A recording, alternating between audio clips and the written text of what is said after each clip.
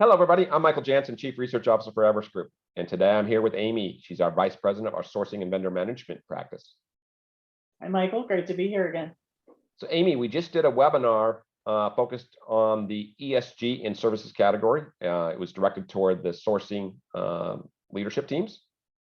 And, we went through a whole bunch of facts and figures and talked about a lot of different things, but I wanted you to kind of net it out.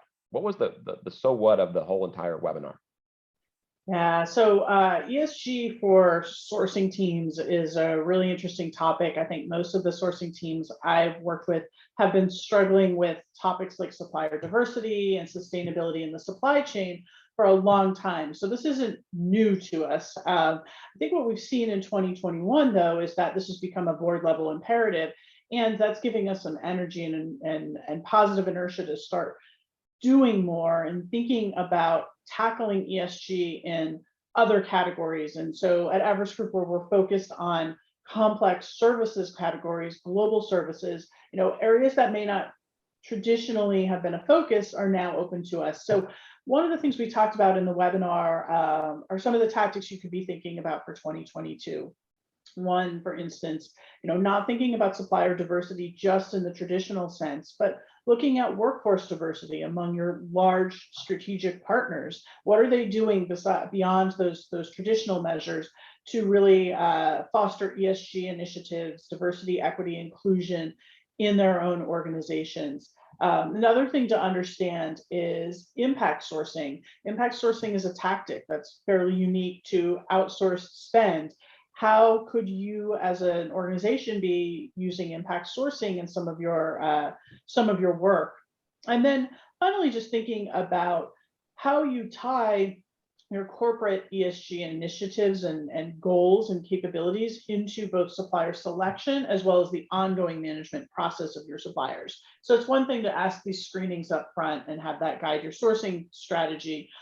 It's another thing to be measuring and partnering with your providers on a longer term basis. And there's really a lot of opportunity there. I think for many procurement people, they were told in the past, these services and these suppliers are off limits. We're not going to change them.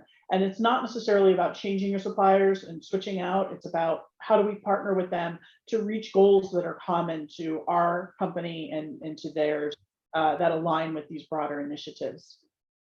So, Amy, you talked about measurement, and that's a really important part of any kind of initiative that's going to make progress. What are you seeing there? Yeah, I think what's really important is sharing your corporate initiatives and measurements with your most strategic suppliers so that they understand. There's a lot of ways to measure. There's a lot of end goals in ESG, and you need to be all working to the same game plan, right? So looking at your objectives and deciding how you can measure your suppliers on those same objectives or measures, making sure at the executive level you're aligned on what's really important, what matters. Okay, fantastic. It looks like 2022 is going to be a year where we talk a lot about ESG, whether it's on the sourcing aspects or it's going to be part of the overall talent equation, as we all look at that challenge as well. So take a look at the webinar. We got the link below to see the full webinar. And if you have any questions, feel free to reach out to myself or Amy, and you can get us on our emails or our LinkedIn connects. So thanks a lot, Amy. Have a great New Year's. Thank you. You too.